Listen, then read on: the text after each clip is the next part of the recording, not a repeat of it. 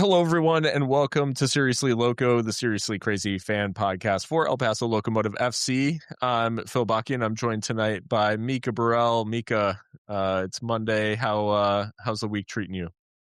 Good evening, Phil. Today was busy. I guess just like a typical Monday, but I'm just like beat by it. I don't know about you, but no, still enough energy to do this, of course. But man, Yeah. it was a busy day. How was your day? Yeah. I don't know. It was everybody's energy is kind of weird. Mm-hmm. And yeah, it was fine, I guess, but yeah, just trying to.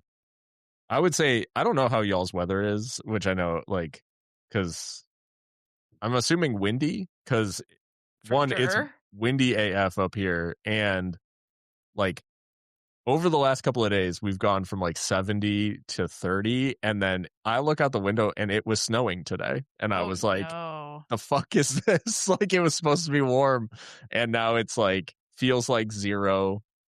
And then it'll be like in the 60s by Wednesday. So it's like Yeah, no, I madness. think we're seeing the same like pattern because today was cold, but then it'll be like in the 90s on like Wednesday through the rest of the week. So anyway, yeah. Oh man. Um well, yeah, a little bit crazy, and we will have a good show, I think, for everybody today. Obviously, a Locomotive win to discuss, 3-0 over Monterey Bay, 3 points in California. Not easy to come by. We'll also talk a little bit, just gloss over the fact that the USL still has not come to a collective bargaining agreement with its players association. And then we'll look ahead to the US Open Cup match against Laredo Heat on Thursday. So everybody Okay. just like lock that in because it is a Thursday night game and no weekend game. Um, What time do we kick off? that is a great question and something I probably should have thought about before. Let's see. We kick off, and I will make sure to do the conversion here to Mountain Time. It is a Thursday night kickoff at 6:30 p.m. Mountain. That's decent. Like get Get it? home, eat some dinner, Yeah. settle in. Is it on like YouTube, ESPN? What are we? I want to say these are on YouTube. Yeah, these opening rounds will be on YouTube, and then I believe the later rounds are on Paramount now. Bet. Okay. Thursday night. Lock it in, folks. Thursday night on YouTube for free, so everybody Yeah. can easily access. But yeah, so a Thursday night game, no weekend game, and then we play the following weekend. So a little bit of a break Yeah, after that. Okay. I think it's fair. Sacramento. Yes. Up next, and then Vegas, Sacramento, then Vegas, I think is so. Anywho, so lots to talk about, but obviously, if you're finding the podcast for the first time, find us on your favorite podcast player and subscribe and do all that stuff. And we'd love to get more locos involved, so tell your friends. Mika, still no labor resolution for the USL, and I feel like there's just like this sort of Damocles hanging over the league where it's like the PA has voted to authorize a strike. We've played 2 weeks with just the protests, which we did actually see this one, like prior to the Monterey Bay match. They didn't shy away from it, I guess, in the same way. But so we see the player protest.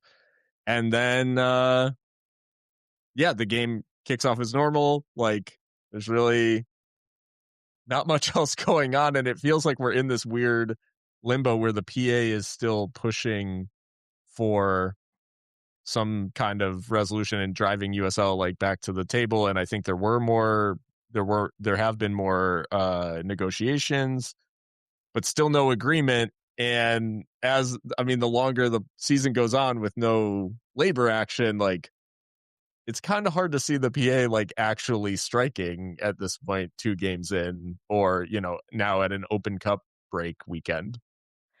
Yeah. I mean, here's hoping that maybe this little bit of reprieve from league play for some of these sides will allow further discussions. I hope they've been happening around the clock anyway, but I do think rightly or wrongly, fairly or unfairly, I think the longer we go and get into the season, like, the less palatable, like, work stoppage becomes to the average USL fan who's like, we're like, you know what I mean? Like, and I'm not saying that they shouldn't strike if they feel like that's the right thing to do. That's totally their call. But I think it's like a hard sell for like casuals of the game or casual fans of the league who are like, wait, why are we stopping in like week 8? You know what I mean? Like that just becomes very hard to justify, I think, for folks like that. Now, folks who understand like all the issues and are by and large like on the side of the players association, I'm sure they would be disappointed as well, but maybe like understand a little bit more from that perspective. But I do think like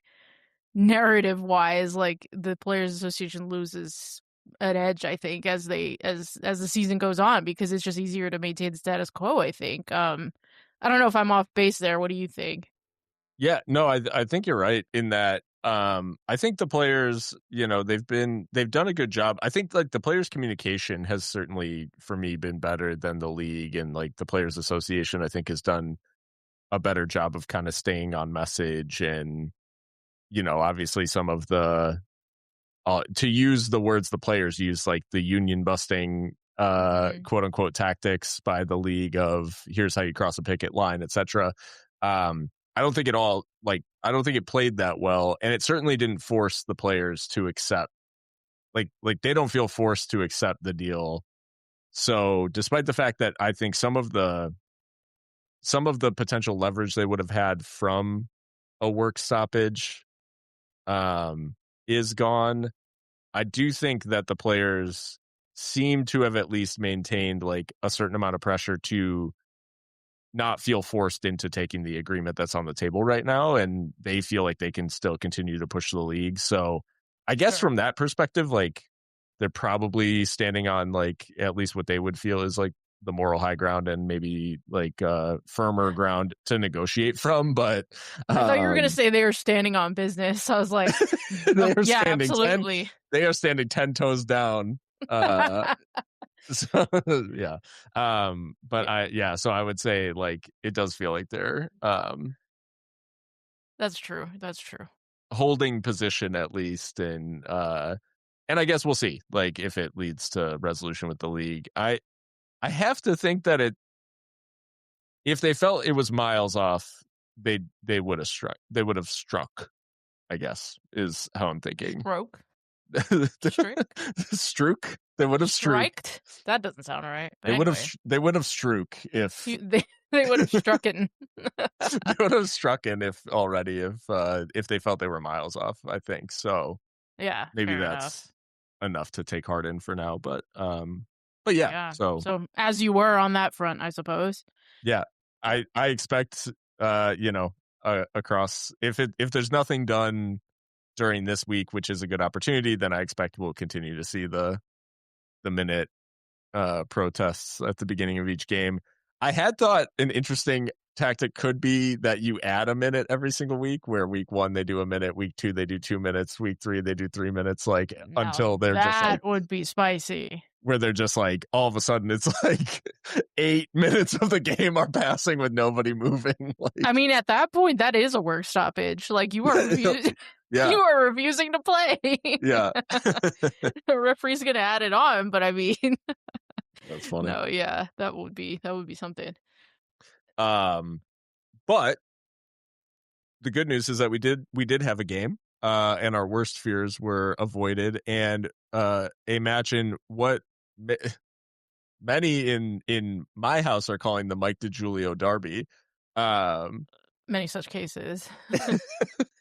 El Paso Locomotive defeating Monterey Bay 3-0 in California. Like I said at the top of the show, Mika, I mean, 3 points in Cali, very hard to come by typically. But this Locomotive team did it with maybe short bursts of a lot of style. What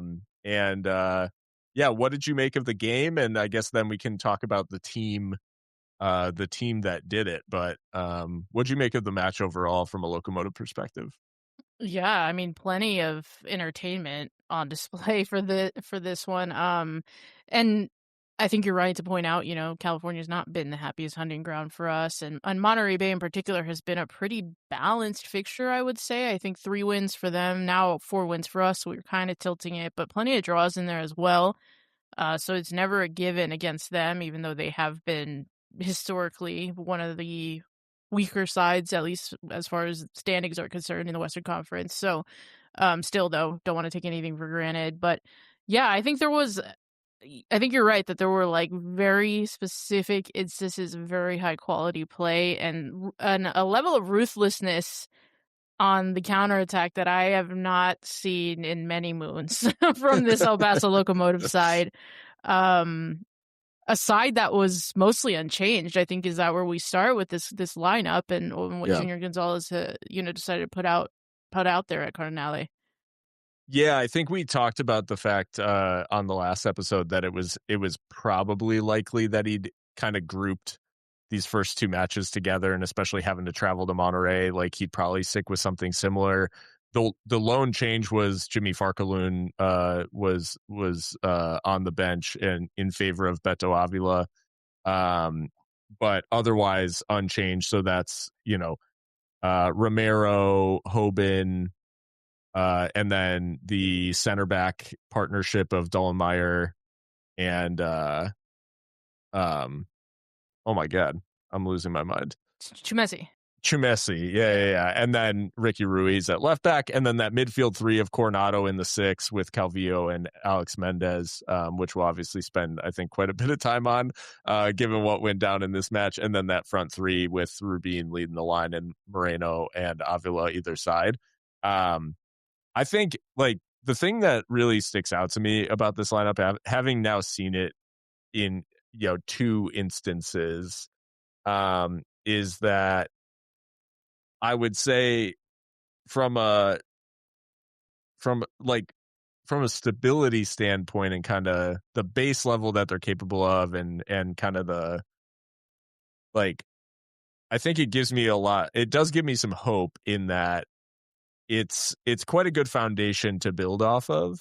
While we still know that, likely Gabi Torres is to come back into the side. There's a handful of players that we haven't seen. Carl Sante, we haven't seen him make the 18 yet.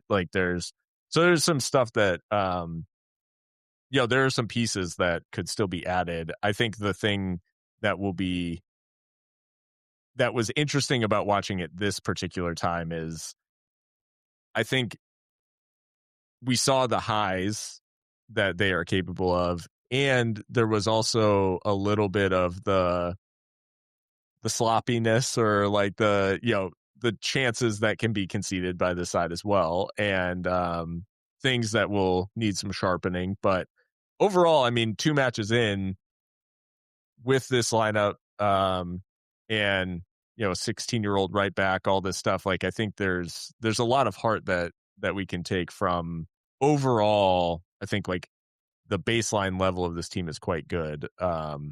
Even with some of I think there were some cracks that showed in this game that maybe Monterey Bay didn't take advantage of. Yeah, I think that's fair, and I think you're right that Junior Gonzalez probably did have like a lineup in mind for this kind of set of fixtures, if you will. And like you said, only the one change. I mean, I don't think we can take for granted that like Rubio Rubin has got off to an absolute flyer. I mean, that's exactly what the doctor ordered for this Locomotive side, is just a striker who just comes in and puts the fucking ball in the net like right Mhm. away, right? And he's settled quickly. He looks like he's really fit. Um Looks like he's really just enjoying himself out there. I don't Yeah, know that he really got to express himself in quite that way or with that many opportunities last year with Charleston. Charleston, right? yeah, Um, that's right. yeah, and so yeah, I love that. I love that Rubin's is off to a flyer and already 2 games in, well, not to be ridiculous, but I mean he is in the Golden Boot conversation. 100%. And yeah, and we're seeing guys that are, have been here for a bit. Moreno getting off the mark as well.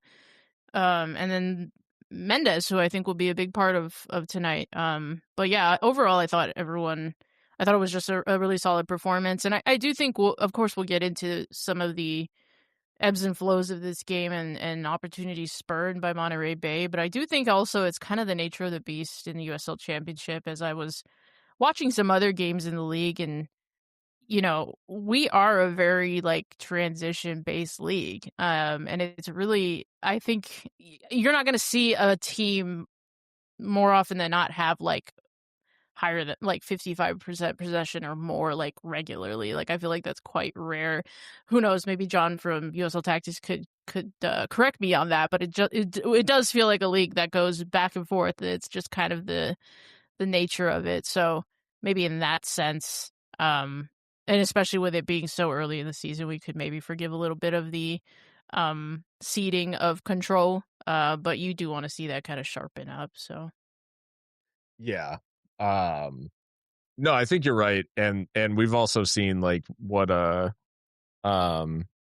mean, set pieces have already played like a very heavy role as they are in world football and and like Premier League football very notably, but they yeah, I think seeing the technical quality and like what this team was able to do with the ball on the ground was very encouraging. And this isn't like a blunt force side. This is a team that is going to play some good football, and I did really enjoy that. And I mean, you mentioned the like, let's not get ahead of ourselves on Rubio Rubin and the Golden Boot, but I mean, remember that last year, like our joint top scorers each had 10 goals, which is a decent return. But I mean, he's got 3. We played 2 games, like so, and like, an assist to boot. and an So assist. So yeah, I yeah. mean, in terms of goal involvements, like he's this is yeah. I mean, well, and obviously, I don't expect him to keep up this sort of return, but if he keeps up anything like this sort of return, he'll be in Nick Marcanic territory, like record setting territory. So um, speaking about the game itself, I mean, the game starts and it did for me feel like there aren't a ton of highlights in the opening 15-ish minutes, but it felt to me like, just remembering watching it back, that like Monterey Bay are very much kind of in it in those opening 15 minutes, and it just had a bit of the feel of maybe Colorado Springs as well, where it feels like maybe we're getting off to some nervy starts and not coming out of the blocks like too quickly. Obviously, not with the same consequences as against Colorado Springs where we conceded early, but and they do keep a clean sheet, so it's hardly the end of the world. But do you think, like, am I crazy thinking that maybe there's a little bit of a, like, we kind of get out of the blocks a little slow and take time to grow into matches in the first 10 or 20? Yeah, I think that's Locomotive heritage. I mean, especially on opening night, as we just saw, conceding in the Yeah. first 5 minutes. I mean, we literally did that to start our existence against Oklahoma City Energy. RIP. They might be coming back soon, so That's true. That's true. Yeah, no, I mean, I do think we tend to start a little slow sometimes. I think you could be forgiven a little bit for maybe Monterey Bay in this particular fixture, it feeling a bit like a bit of an occasion. I mean, lest we forget, they did make a very big signing right before this game in Sebastian Lletget, someone who has won trophies with his MLS size, but definitely with the U.S. men's national team. And he's a big signing for them. So I think there was that air of like, this is an event, right, as far as Monterey Bay is concerned. So perhaps they had the vibes and the atmosphere on their side to start off. And that being said, I do think we did eventually grow into it. I mean, we started to dominate the ball a little bit. Definitely, I think we doubled their shot total in that first half, 8 to their 4. A couple of those on target as well. It did seem like Monterey wanted to make the game Well, I don't know. I don't know that it was necessarily purposeful or if it was just reckless, but there were some challenges in that first half that were like wild, like really Yeah. out of control. And I was like, are we trying to make this a game like that, or are these just like really bad technique footballers when it comes to the tackle? It Because was. there were a few that were really questionable, and Yeah. ultimately they pay for it at the end. But Yeah, I was gonna say it's hard to tell whether they were mistimed or because it's one of those where if you know you're gonna be late and you want to leave one on somebody, right? Like it's possible to do that and be intentional and know that, but also the distance from goal. It's one of those things where maybe in USL like there's less concern about, if you're fouling somebody 30 yards out, it's there's like, no okay, well, VAR. yeah. Well, and it's like, what are they going to do? What are they going to do? Score? Good luck, and it's like, you didn't legislate for Alex Mendez being in the side. But yeah, it did feel like they were trying to make it a bit of a physical contest. Like, I think there was at the other end of the field, like Wesley Leggett versus Noah Dolenmeyer. Yeah, Leggett was really trying to make a point about like kind of getting Dolenmeyer in some like foul trouble, for lack of a better term, and like he wanted him in the book quite early. And Noah obviously, like, I think does quite well on the night, and actually like the one bad foul that he gives away against Leggett was a full dive, and just like he completely cons the linesman. Um 100%. Yeah, so I think Noah stood up to that quite well, and like doesn't take the bait as much as he could have. But it did feel like Monterey maybe they were a little bit interested in making it somewhat of a like a free kick or card sort of battle. And it's interesting because I think Locomotive did a very good job of, one, not getting kind of sucked into, because we've seen Locomotive in the past like fall for that and yeah. get wound up and be like the ones who end up in the in the handbags and all this other stuff, like um Get and triggered. yeah, get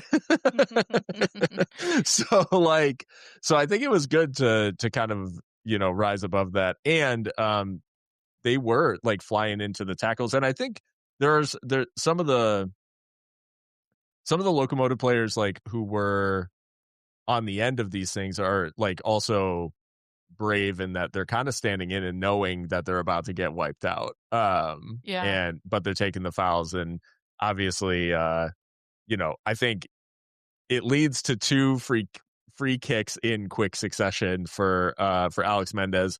Roughly similar position, like just to the, as you're looking at goal from behind the ball, like just to the right of like centered in the goal, 30-ish yards out, maybe 28, somewhere in there.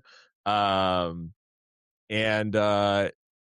it was kind of unclear how they're gonna approach it, because it's like, it's kind of far enough out where you might try to float it to the back post, and not really go for goal. And Mendez, on the first attempt,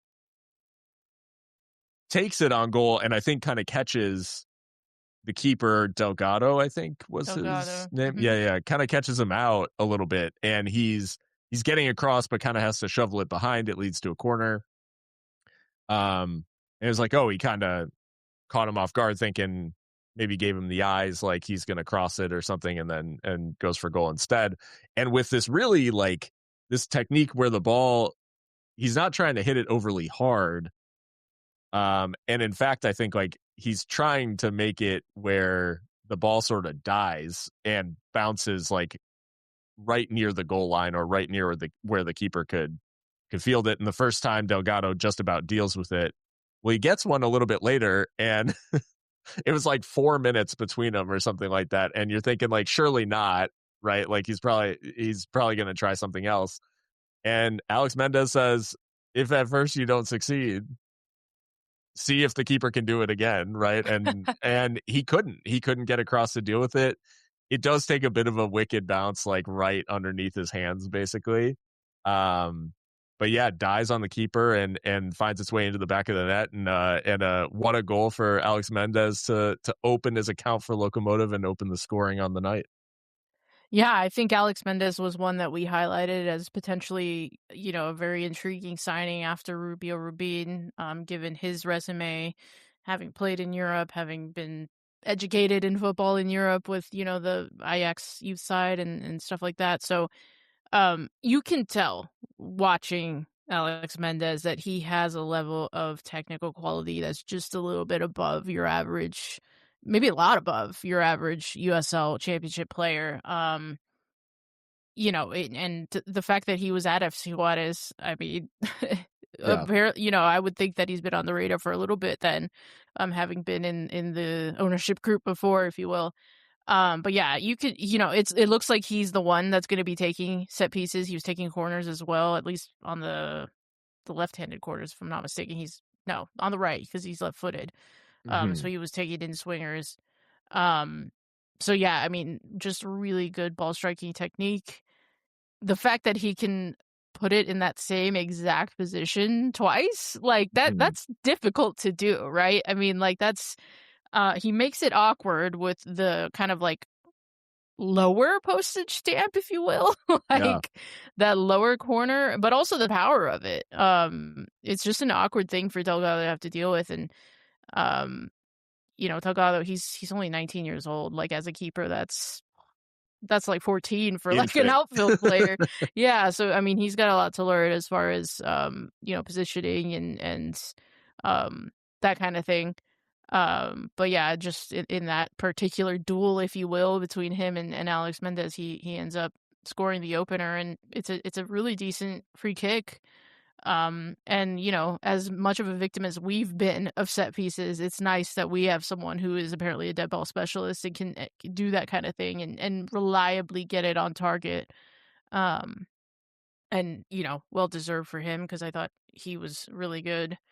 And this position that he's playing too is very interesting because I think we're thinking or like profiling him as kind of like a 10, but he's really kind of just like he could be wherever he needs to be, and he's Yeah. very good at, I'm very impressed too with, like, his clipped balls, like, like, over the top passes that he just, like, lands right at the feet of whoever needs to get it. I mean, he did that a lot on the night, so, yeah, his technique is just really, really good, and, yeah, the finish notwithstanding, like, he was just very influential the entire night, and just popping up wherever he needed to be, so yeah, I'm sure we'll talk more about him, but yeah, the opening goal for sure is a really nice one. It was really interesting you mentioned, because on the night I was trying to figure out, like, he reminds me of people, Mm. in the way that he's like flicks balls around the corner. He takes these little touches like to take the ball away from defenders. Um, and that was the thing that stuck out to me. In addition to obviously like he has a great night on the stat sheet and has these kind of two marquee moments, and we'll get on to the his involvement in the second goal in a second. But the I think what stuck out to me was just like one when he has the ball at his feet, he's kind of capable of whatever, and sometimes he's going to pick something very simple. Sometimes he's going to like give himself time to pick something a little bit, like to do something a little bit more special. Um, but he has this very sort of easy, flowy way of playing football that like he doesn't ever look particularly hassled or rushed, like, and he kind of plays the game at his own pace. And so it was reminding me, like I Exactly. said, Dimitar Berbatov of like just having this languid kind of style. But you mentioned Kai Havertz, and I actually think like that probably is like the more apt and maybe even another like former Leverkusen man with Florian Wirtz of like having this sort of like playing the game at kind of your own pace, but it's somehow quicker than ever. Like even though it seems like you're taking your time, you're The somehow speed of quicker than thought. yeah. Y Um Yeah, the speed of thought, the execution, but at the same time, like, you watch him and you're like, oh, he like found the pass that he wanted, picked the person out, completed it, and no one's been able to press him in what felt like kind of a process for him to like figure that out. So yeah, he's absolutely playing at his own pace and kind of bending the game to his will, if you will. Yeah. And we see that with the goal that ultimately I don't know that is it the one where he clips one out to the left flank? Is it for Moreno? And then they end up going on that counterattack. I think it was no, that might have been Coronado who did that one. I think it was Coronado, yeah. So never mind. But yeah, no, I mean, you're absolutely right. I think like the Kai Havertz kind of like languid, maybe even like a Mesut Ozil, maybe. Like, I don't know if he keeps up the assists, maybe. But yeah, and then he's just kind of floating everywhere around on the pitch, finding himself wide as well. Mm-hmm. And which I think is how he gets the assist. Now that I'm thinking about it, he kind of finds himself on the like right half space, and is able to find that's the ball that he clips from the right half space over to basically the left half space to where Rubio Rubin is, which I'm like, how do you have this connection with these players so quickly? Like, it's pretty incredible. Let's talk about the second goal. So, it's shortly after halftime, and it's one of those where at 1-0, you're thinking like, okay, we've seen this movie before, like where we get kind of nervy and play within ourselves. Like play too much within ourselves and don't kind of grab the game by the scruff of the neck and try to see it out and all that sort of stuff. So counterattack opportunity begins, and there's some really nice play from Mendez and others to like move the ball from the right hand side like into the center of the park. And then it's Moreno. I think it's Moreno who finds Rubin, and Rubin is on halfway, basically. Oh, yes, you're right. It was Rubin. You're right. Yeah. And then Moreno, yeah. Moreno finds Rubin like on halfway. Rubin plays the ball out to the right where Alex Mendez picks it. Like, he plays that pass. Yeah. Rubin covers 70 yards, like, essentially. Yes. Where he just hauls that whole time, and then Mendez looks up, sees Rubin has run into acres of space at the back post, and he has a very small area to drop it in because there are a bunch of Monterey Bay defenders, so if the ball's too flat, they'll head it away. And you could easily overcook it to where, he's in acres of space of the back post, and I just put it into the, the torta truck behind the goal. Not the torta truck. And so he drops it into the like exactly the area where Rubin can play it, and then so Mendez shows his quality in like picking this pass, and then Rubio Rubin shows his by controlling with his chest and finishing on the volley like from the chest control, not needing a touch, not needing it to bounce. Like, he just controls it with his chest and finishes first time. And it in the moment it looks. It's one of those goals where, if you just watch the finish, you're like, okay, well, he's like right next to the goal and finish it. Like, so there are people who will probably watch that goal back and be like, oh, well, yeah, I mean, he's like 2 yards out. Of course he scored. And it's like all of the stuff that led to that moment, and then the control itself, the finish, like that all is just like of the highest quality. And I know Alex Mendez's free kick, I think, is up for goal of the week. To me, this is the better goal. This is the goal of the week. Like, this is the goal of the week. Yeah, no, I think USL Championship have a bias for like dead balls and like individual efforts, but this is the one for me. Like, this goal is absolutely absurd. And I think Monterey Bay's original sin is when Moreno who plays the ball into Rubin in basically the center circle, and they allow him to turn, like dribble and turn at halfway. Like, if we're gonna be throwing in like insane tackles, make that one, right? Get a card on that one in the center circle, 1,000 yards from goal, like, and they're starting a counterattack. Like, you take that one, right? But they allow him to turn, plays a really nice ball out to Alex Mendez, and then, like you said, busts a gut to get, make up all that yardage. And then with the left foot, Mendez is able to find him and drop it right into his path, and he chests it down, and it's just absurd. Like I Yeah. can't remember a counterattack this ruthless, right? And from players who ostensibly don't know each other that well. Yeah. But yet they're able to do it, and it's just I love it. I love this kind of a goal because this Yeah. is how you I mean, this is really how you win in USL Championship, right? Is to make these transitions count, right? Mhm. Because like I said, there's so many of them in the league, but if you're not doing enough with them, which Monterey Bay, we'll talk about it, right? They had a lot of them themselves as well, but that was the Yeah. difference, is the quality. They just could not get it on target. Glasgow. Um Yeah.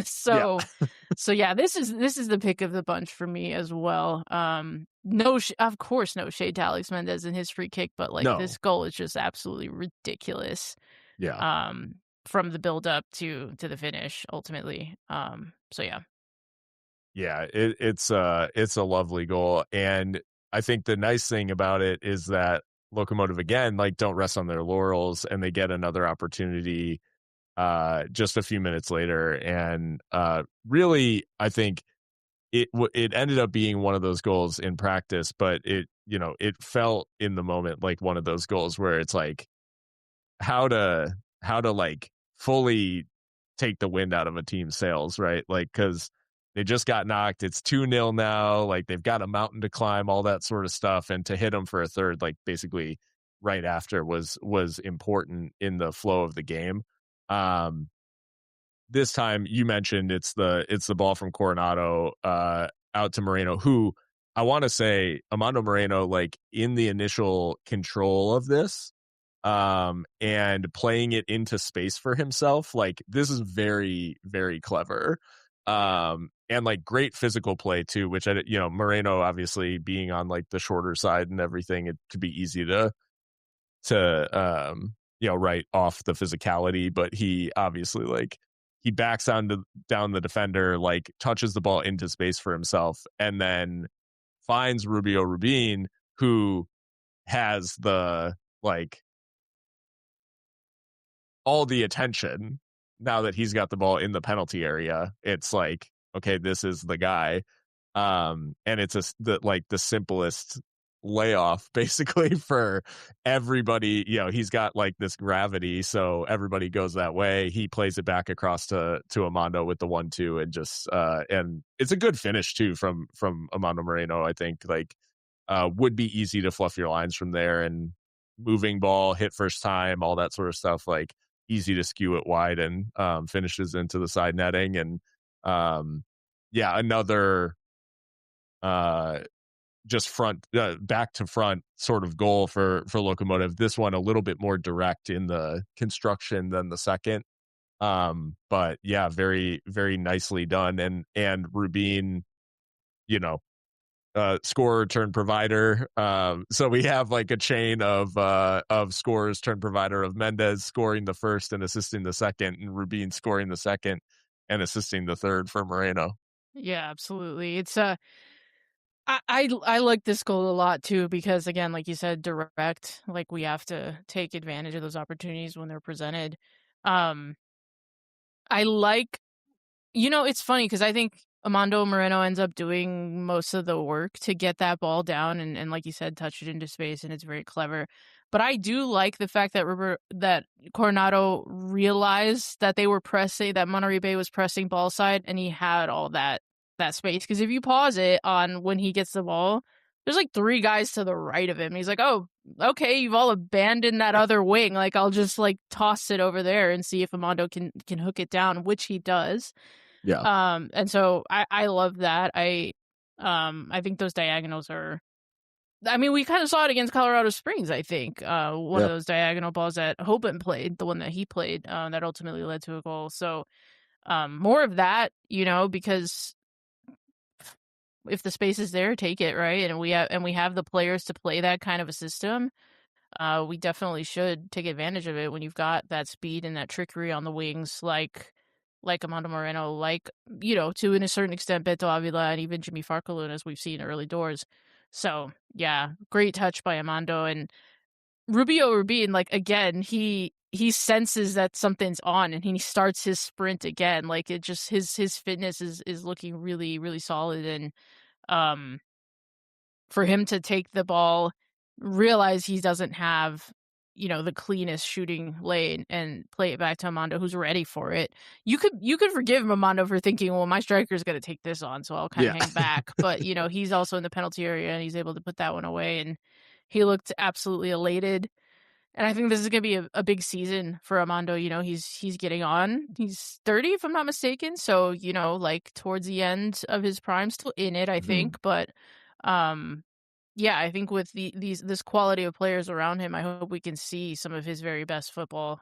Which, he's done a lot for the club already, but Mm-hmm. I'm hoping that this can be a boon for him. And, for him to open his account in the second week, I think is, what more could you ask for from, who was your star signing, much like Rubio Rubin was a couple years ago after, coming over from the rivals. So, Yeah. yeah, I'm so pleased for Armando, and he looked elated. Like, his smile was just contagious. So yeah, I'm glad that all the big guns are getting off the mark early this season. Yeah. Armando's take care season. Love that. A Marvin's room. No, Armando's room. I don't know. Anyways, there's something here. So the remainder of the match, like, unfortunately for us, I guess, like, as Locomotive fans, the rest of the match was way more about Monterey Bay, like, not doing stuff, or doing the most, maybe. So first things first, Belmar Joseph was sent off, like, shortly after the third goal, and it was a second yellow. The first, 100%. It was one of those crazy challenges that was, like, maybe even orange on a different day. Like, where he gets a yellow, but, like, it was a really crazy. He's just, like, nowhere near the ball, just, like, wipes out. I think his was the 2-footed one that was just, like, completely unnecessary.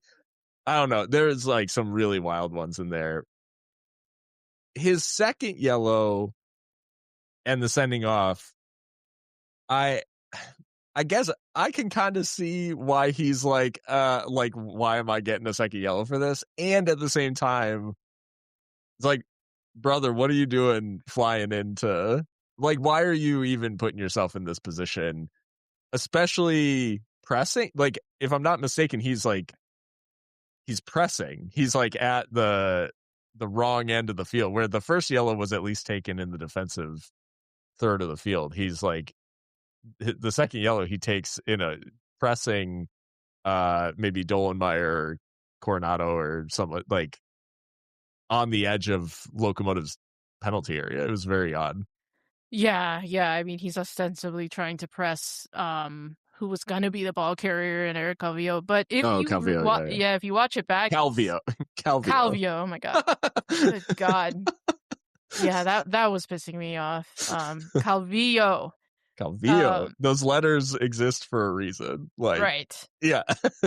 But I mean, if you watch it back, I mean, it's actually pretty clever from the captain, because his head's on a swivel, right? He knows, like, this guy's kind of on one, and he senses he's gonna come, because he watches right before Romero plays the ball to him. He turns around, looks over his shoulder, Belmar's coming.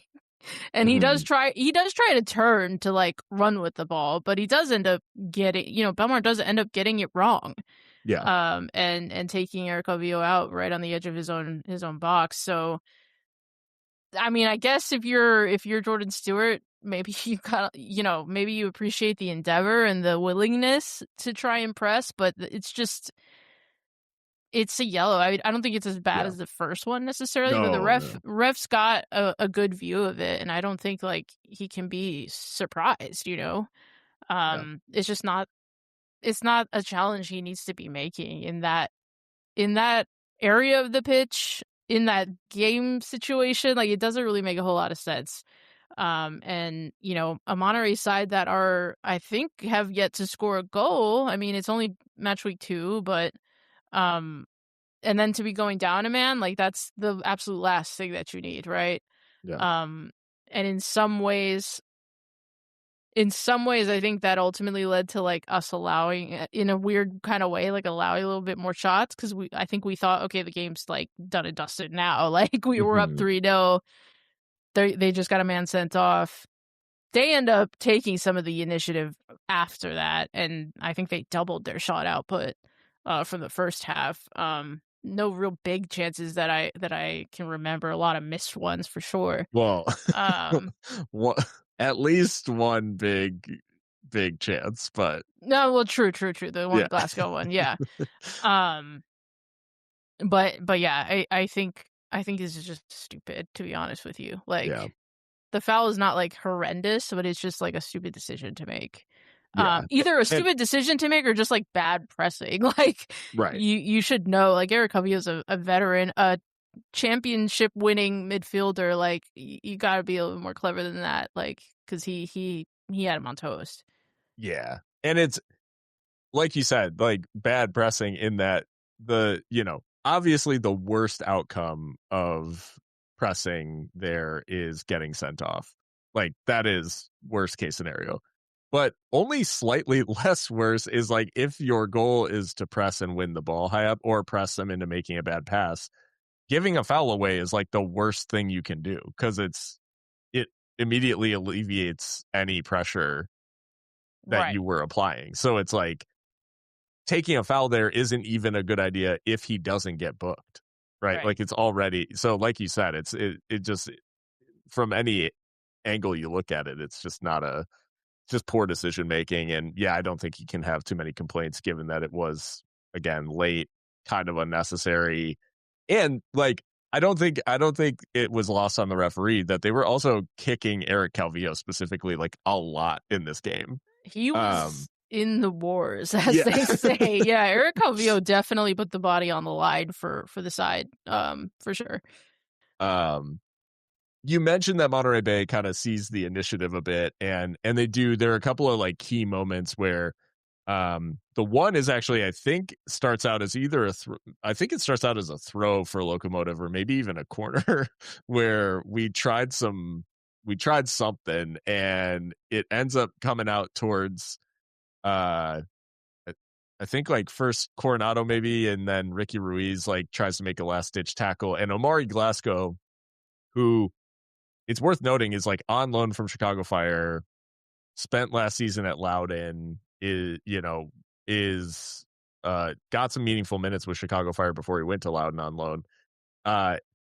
He is in on goal 1-on-1 and blazes high and wide.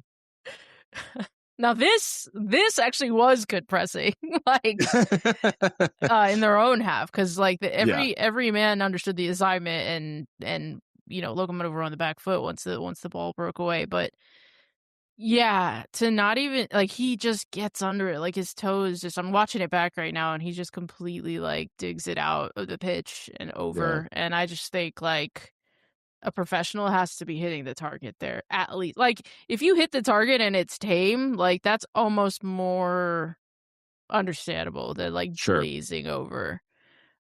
So yeah, I guess his feet were faster than his brain. But yes, that was the I think that was the one that you were like, okay, like we need to like calm this down a little bit, because we cannot have this happening. And he ends up having like a few more shots, maybe nothing as gilt-edged as that, but like I think like not even like 5-6 minutes later, he's got one decent look and he blazes that one even higher. So it's just like, I don't know if that mentally, I mean, it must have done something mentally to him to miss that, to not even get it on target. And then all the chances that he had after that were just ballooned over.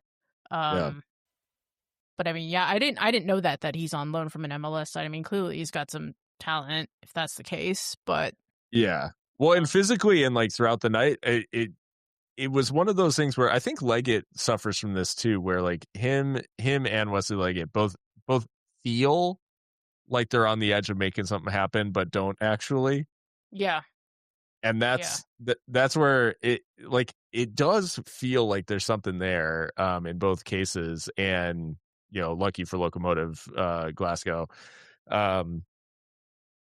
fluffs his lines on a couple of different occasions. I think the second one you were talking about is one where it kind of trickles through the penalty area, where Legit, it might have been Legit, like pulls it back and tries to cut it back, and Glasgow ends up on the end of it, and he balloons it over.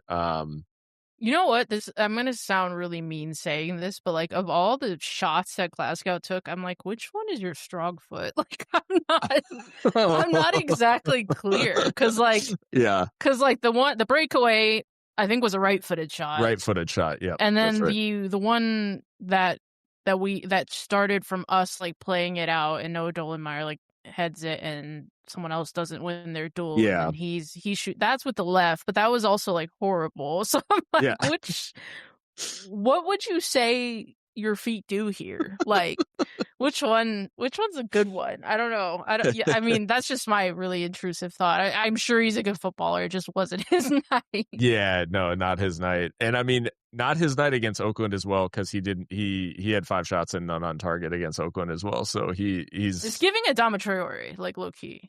A little bit. Yeah. Where he's like, because everything kind of like a unit and like everything pacey, up until everything up until the point where he has to put the ball in the net. Like, yeah, I don't know. Tough night. I did have to chuckle a bit to myself that Sebastian Lletget. Now, I get it's a Monterey Bay broadcast and all that sort of stuff, but I did find it very funny when they were like, who else but Sebastian Lletget has been named the man of the match? I was like, this man has been on the pitch for like 10 minutes. What are you talking about?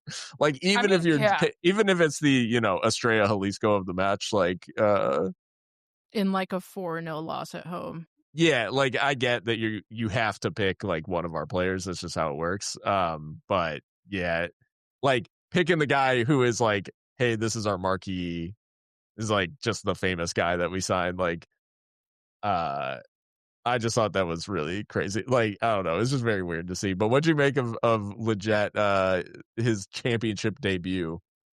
I mean, you know what?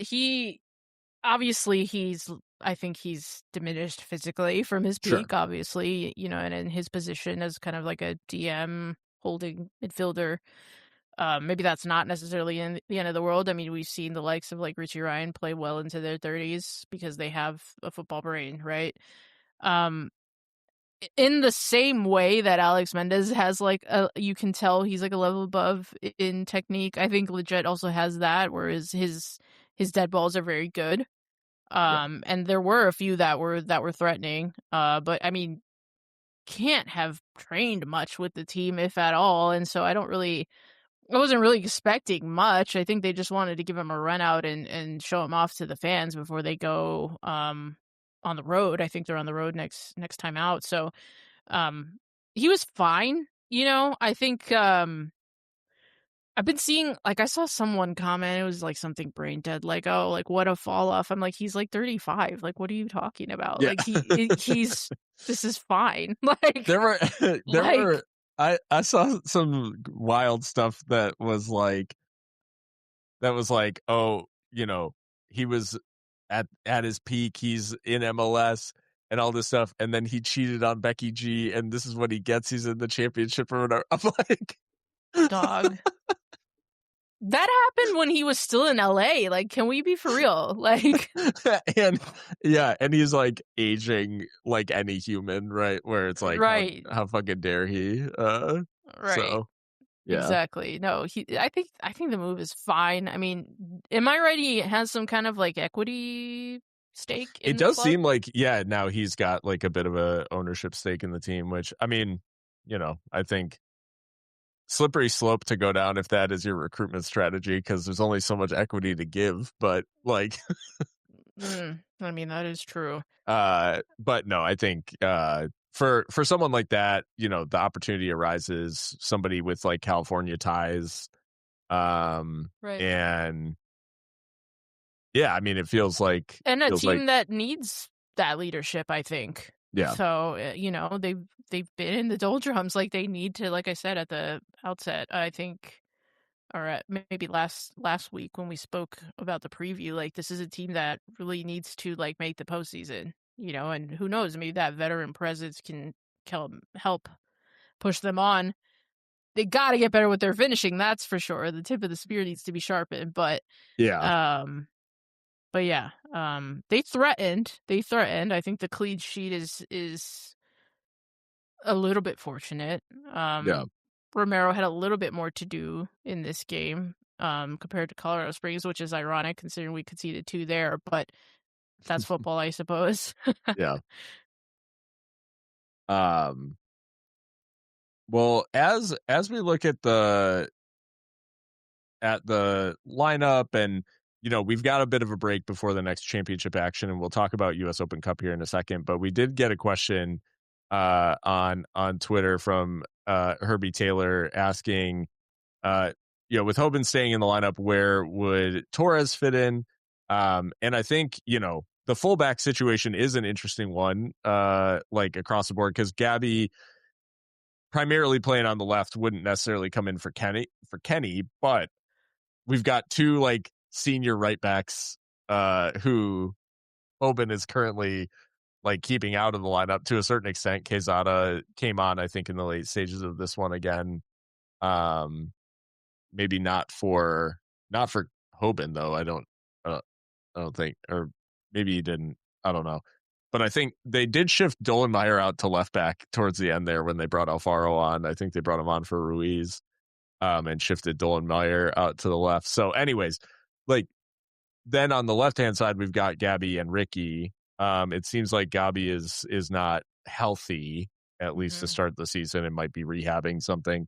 But fullback wise, like, do you think, given Hoban's start to the season, how much do we think we're going to see of him? And then on the left back side, like, do you think it'll just be like a straight Gabby and Ricky platoon on the left, like depending on Gabby's fitness? And I guess for the right, with 3 choices for the one spot, who do you think, on balance is going to be featured more between Hoban, Diaz, and Quezada? I mean, I think Quesada is a really good player. I think if Hoban doesn't have the debut that he has, you probably think he's like first choice, I think. And then Hoban and Memo Diaz probably battle that out. One's the rookie and one's the veteran, of course. Um, I think on the right, yeah, it just remains to be seen. I think you have to protect Kenny. He's Hmm. young, right? And not fully developed, football wise and as well as physically. So I think you have to protect him in that way. I Hmm. I would like to see significant rotation for the US Open Cup and see what else we have and what else we can do with this personnel. As far as Gabi Torres, I mean, I think it's a question of like where does he play, because last season we had to turn to him in midfield to solve some creative woes. Now we know he can create from wherever he is on the pitch, so I suppose in a way it kind of doesn't matter where he plays, but um I think you do have to make room for him. So I suppose left back would be the obvious place. I think he'd be wasted at 6. I think Calvillo and Mendez have done nothing to warrant be dropped. And so yeah, I guess left back does seem like the obvious place. But yeah, like you said, he is apparently rehabbing an injury. But I mean, it's tantalizing though, isn't it? Because he was probably the highlight of the season last year as far as like technical quality output, and to see what this team is doing with these new pieces, and you add Gabi Torres to that. I mean, that is very exciting indeed. So I hope we do see it sooner rather than later. Um, yeah, I think Ricky Ruiz probably does have a battle on his hands for that position. Um, if and when Gabby Torres gets fit. So, but yeah, Hoban, you just got to protect him, I think. And Yeah. be smart about how much you use him, when you use him, what demands you're making of him, and and also to keep him honest, right? To keep him hungry. And not every place in the team is not no place in the team should be guaranteed. So, and I think he knows that better than anyone. But yeah, that's kind of my take on it. Yeah, I think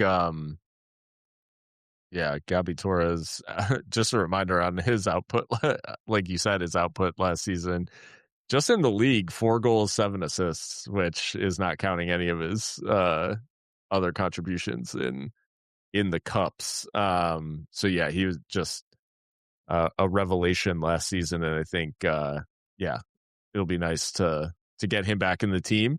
But a nice problem to have, I guess, and one that we weren't necessarily thinking we were. I did, I didn't expect to feel blessed at at fullback with any sort of depth. And turns out, having 3 senior choices at right back is pretty wild. You mentioned the Hoban minutes, and I think that's another thing that's becoming a bit of a conversation in world football right now is like overuse of teenagers, like when they are physically not prepared for the like workload that is put on a modern footballer. So USL season obviously not as fixture heavy as the elite teams in Europe or anything like that.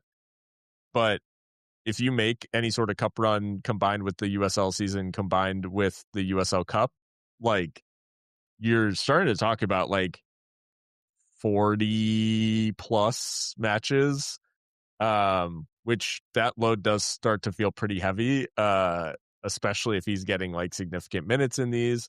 And the last thing you would want is some kind of like basically like overuse injury for a player that young. Yeah. So I'm sure Junior's been, almost almost like exclusively working with like youth footballers for quite a long time.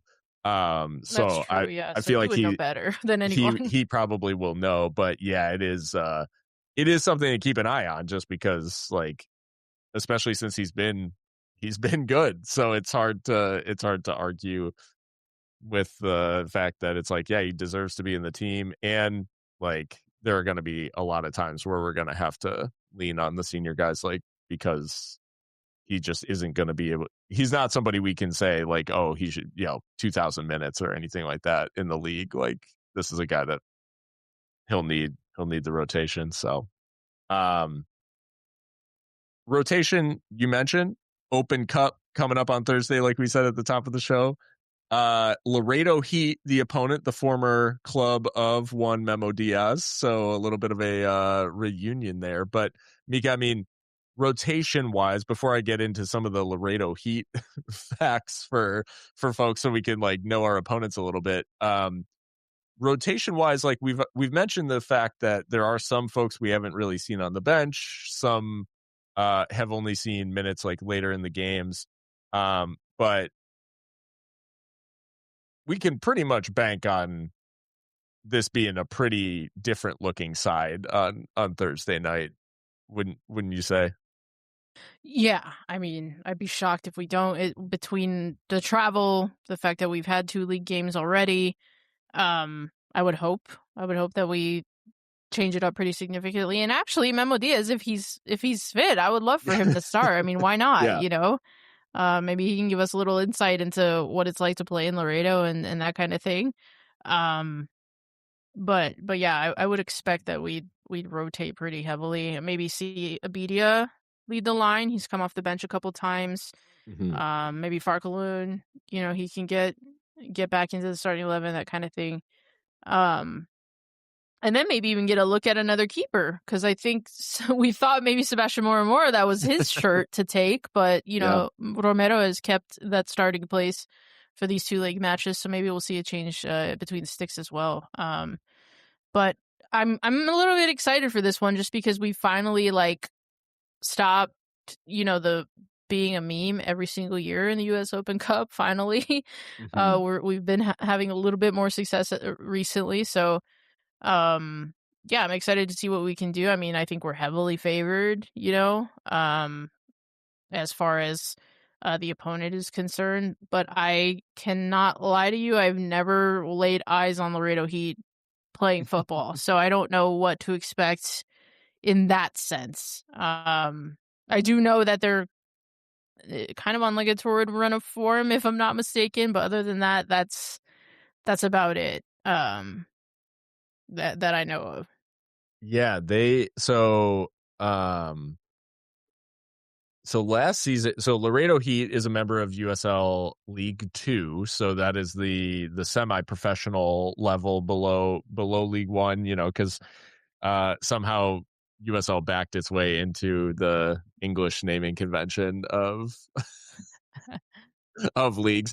So Laredo Heat have been around for a long time. They were founded in 2004, which we were talking before we started recording, that is like 20 plus years in semi-pro American soccer is like 100 years in like football club years.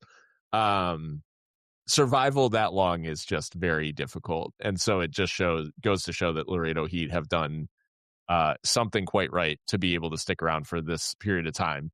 But last season was their first season back in USL League 2 after about 10-ish years in the National Premier Soccer League, which is, a semi-pro league that is not affiliated with USL in any way. So they came back to USL League 2, and they played in the Lone Star division of USL League 2 because it is like kind of hyper localized, where you have to minimize travel and all that sort of stuff.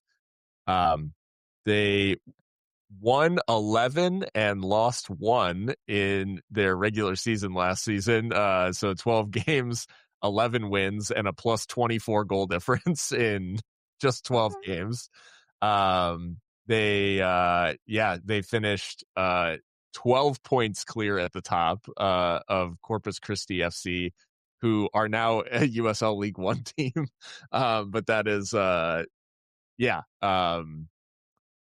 so quite the season for Laredo Heat. And then so they, by virtue of finishing top of the Lone Star division, they went to the playoffs, and they lost their playoff game to Fort Lauderdale United FC, who, for those who are watching the Super League, their women's team plays in USL's like top division on the women's side, and their men's side is going to start in USL League 1 next season, so 2027.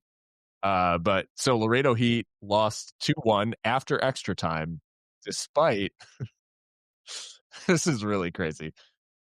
They had a man sent off. Laredo Heat had a man sent off in the 10th minute. Oh no. So they played with 10 from 10 minutes until 90 plus 6 when they had a second sending off.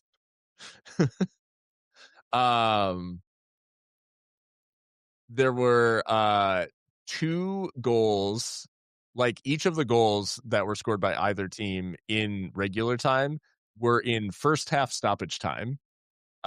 So Morale opened the scoring for Fort Lauderdale United from the spot.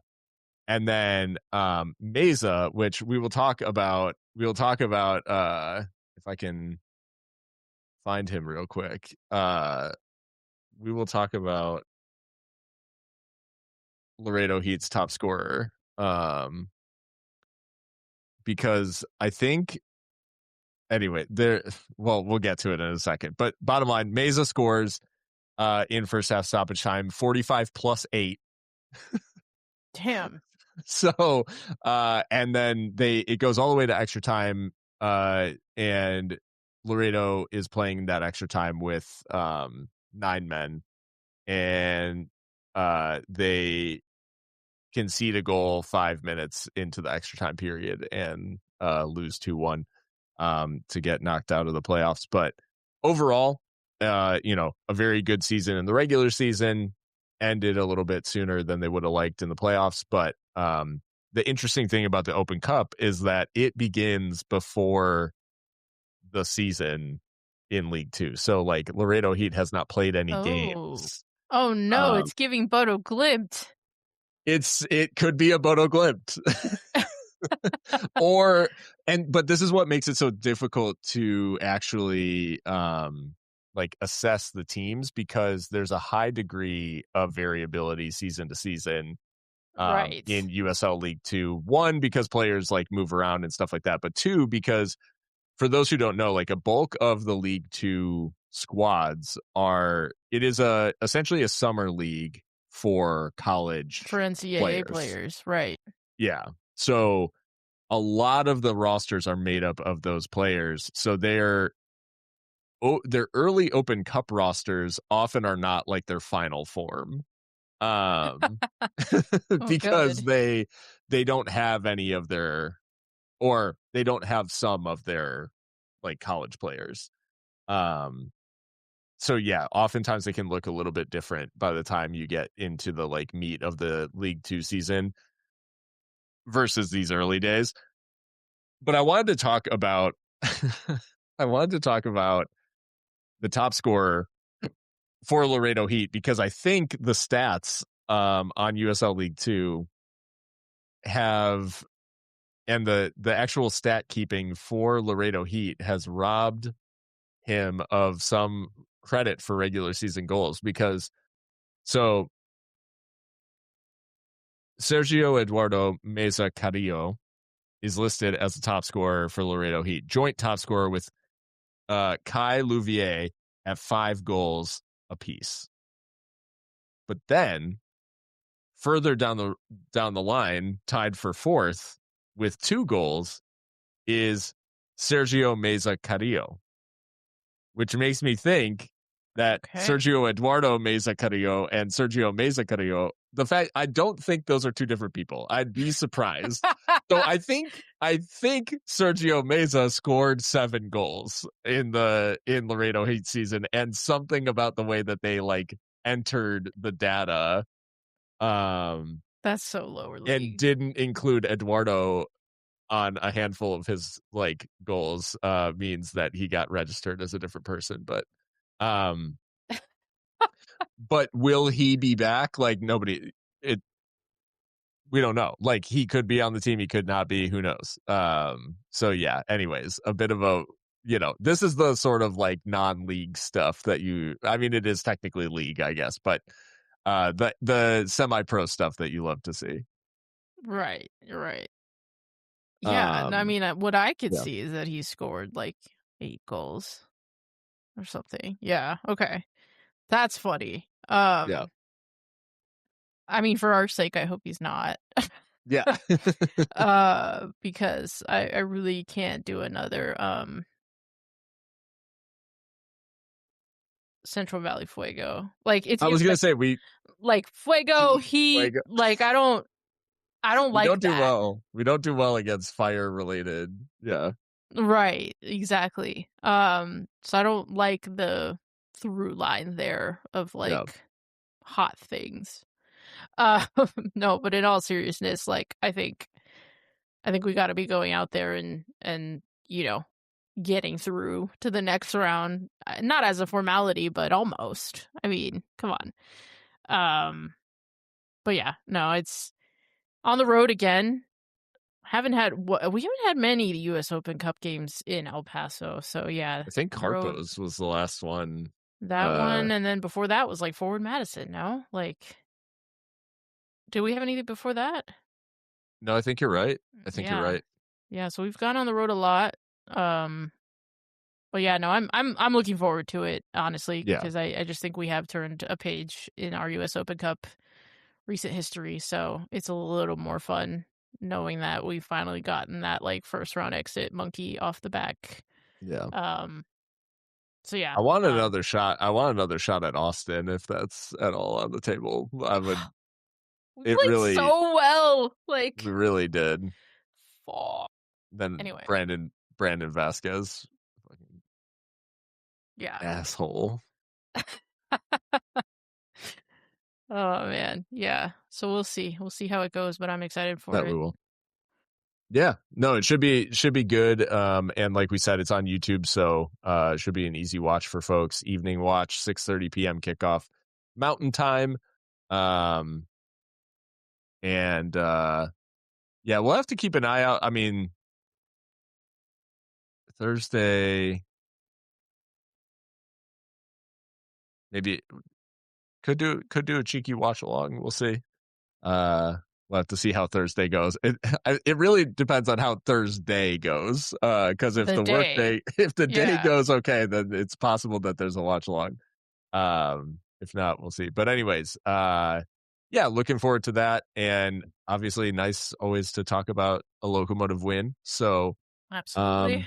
Mika, I mean, any closing thoughts, anything on your mind as we close out here? No, I think that's about it. I mean, happy for the win, happy for the clean sheet, happy that Locomotive Soccer is back, and it does seem like a new era is here. I don't want to get too ahead of myself, but I do like what we're seeing early doors, and I do think the vibes are good overall. So I hope we can keep that rolling against Laredo.